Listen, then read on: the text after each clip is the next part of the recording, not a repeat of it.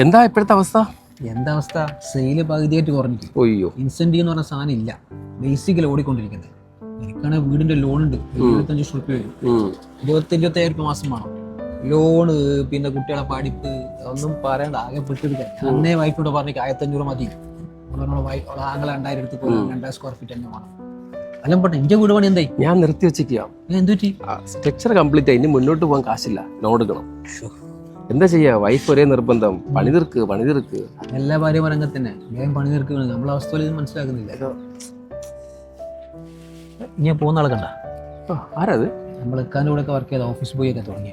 ഒരു 3-5 ഷോപ്പ് ഉണ്ട് സ്വന്തമായിട്ട്. കണ്ടാ പറയില്ല, അത് പറയില്ല. കാരണം ബേസിക് ലൈഫിന്റെ ആളല്ല, ലാളിത്യം ഉണ്ടല്ലോ, അതിന്റെ ആളെയാണ്. നമ്മളെല്ലാം കിട്ടുന്ന കാശ്.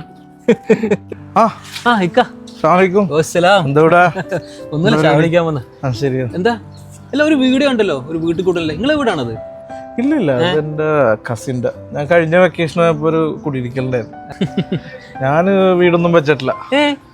ഇല്ല, നമ്മള് ഫുൾ ടൈം ഫാമിലി ഇവിടെ തന്നെ ഉണ്ടല്ലോ. പിന്നെ ഞാൻ വെക്കേഷന് പോകുമ്പോ എന്റെ വീട്ടിൽ നിൽക്കും, പിന്നെ വൈഫും മക്കളും പോകുമ്പോ അവളുടെ വീട്ടിൽ നിൽക്കും. പിന്നെ ബാധ്യതയോടോ അത് വീടെടുത്ത് പിന്നെ അത് നോക്കാൻ ആളെ ഏൽപ്പിക്കണം.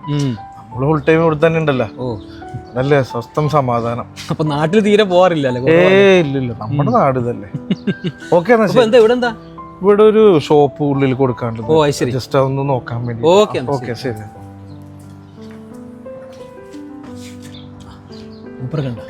വെൽ പ്ലാൻഡ്, ആരും കാണിക്കാൻ ജീവിക്കുന്നു. സത്യം. നമ്മളെപ്പോഴത്തെ ഗൾഫിൽ വന്നാൽ ആദ്യം വീട് പണിയും, പിന്നെ അതോടുകൂടി നമുക്ക് പണിയായി. അത് തീർക്കാൻ ജീവിതകാലം മൊത്തം പണിയോട് പണി.